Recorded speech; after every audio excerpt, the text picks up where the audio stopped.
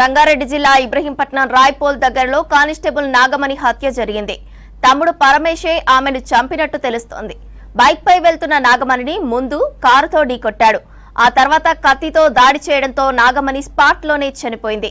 ఘటనపై కేసు నమోదు చేసిన పోలీసులు దర్యాప్తు చేపట్టారు. యువతి స్వస్థలం ఇబ్రహీంపట్నం మండలం మన్నెగూడ. ప్రస్తుతం హయత్ నగర్ పిఎస్ లో డ్యూటీ చేస్తోంది నాగమణి. కులాంతర వివాహం ఆస్తి కోసమే నాగమణిని చంపినట్టు తెలుస్తోంది. ఆమె తల్లిదండ్రులు అనారోగ్యంతో కొంతకాలం క్రితం చనిపోయారు. ఒక అక్క, తమ్ముడు పరమేశ్ ఉన్నారు. నాగమణికి 6 ఏళ్ల క్రితం వివాహమైంది.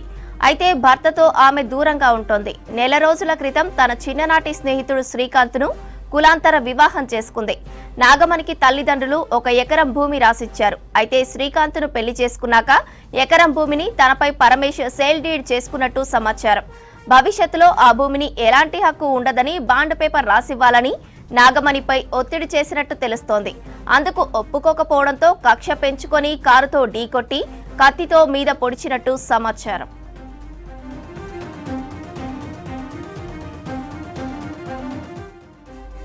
పోలీసులు రాయ్పోల్లోని ఘటనా స్థలాన్ని పరిశీలించారు.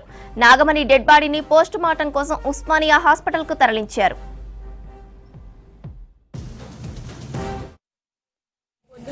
పోయింది 2 గంటలకు పోయింది. అర్ధ గంటలోనే ఆడ చంపేసిందండి.